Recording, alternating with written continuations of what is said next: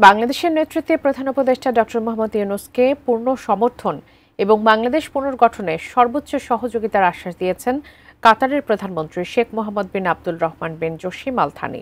বৃহস্পতিবার দোহায় কাতারের প্রধানমন্ত্রীর কার্যালয়ে দুদেশের সরকার প্রধানের বৈঠকে এ আশ্বাস দেন তিনি। সাজিদা সুইটির রিপোর্ট। কাতারের প্রধানমন্ত্রী শেখ মোহাম্মদ বিন আব্দুল রহমান বিন জসিম আল থানি বাংলাদেশের সফররত প্রধান উপদেষ্টা ডক্টর মোহাম্মদ ইউনূসকে পূর্ণ সমর্থন ও দেশ পুনর্গঠনে সর্বোচ্চ সহযোগিতার আশ্বাসই শুধু দেননি, জানালেন ডক্টর ইউনূসের অব্যাহত নেতৃত্বের ওপর আস্থা রাখেন তারা। আগ্রহ জানালেন বাংলাদেশ সফরেরও। ফিলিস্তিন ইস্যুতে বাংলাদেশের ভূমিকার জন্য কৃতজ্ঞতা জানান কাতারের প্রধানমন্ত্রী। ১২ লাখ রোহিঙ্গাকে দীর্ঘ সময় ধরে বাংলাদেশ যে আতিথেয়তা দিয়ে চলেছে সেজন্য প্রশংসা করেন ও ধন্যবাদ জানান। রোহিঙ্গা সমস্যার টেকসই সমাধানে কাতার বাংলাদেশের পাশে থাকবে বলেও জানান কাতারের প্রধানমন্ত্রী।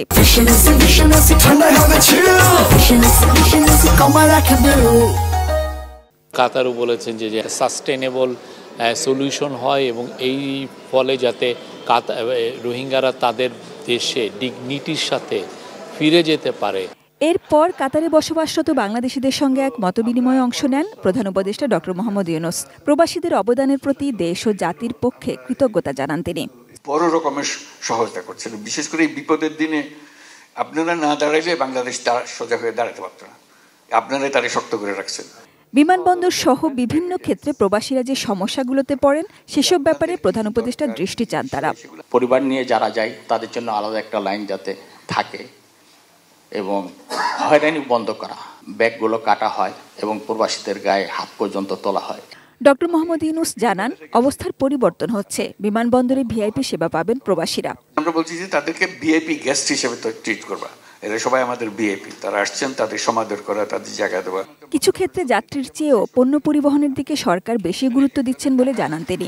সিলেট ও চট্টগ্রাম বিমানবন্দরকেও এ ব্যাপারে উপযোগী করা হচ্ছে বলে জানান তিনি। যেহেতু আমাদের বহু মাল আসবে এখন, আমরা যেহেতু অর্থনীতিকে সচল করেছি, আরো উদ্যোগী করেছি, এগুলো যেন সরাসরি আমরা পাঠাতে পারি। শুধু ঢাকা বিমানবন্দর না, আমরা সিলেট বিমানবন্দরটাকে আরো এটাকে একেবারে ডেডিকেটেড করা হবে যে মাল পরিবহনের দায়িত্ব, বড় দায়িত্ব, তারপর প্যাসেঞ্জারের দায়িত্ব, ১ নম্বর দায়িত্ব হলো মাল পরিবহন।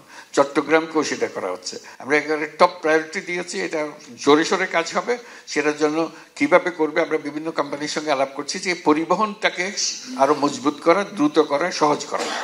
দেশের কাজে বিদেশ থেকে যারা যুক্ত হতে চান সেই প্রবাসীদের জন্য আলাদা অ্যাপস চালু হবে। প্রবাসীদের জন্য সারা দেশে নাগরিক সেবা কেন্দ্র করা হবে, জানান প্রধান উপদেষ্টা।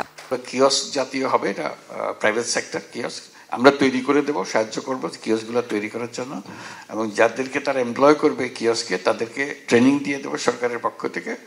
এটার নাম হলো নাগরিক সেবা কেন্দ্র।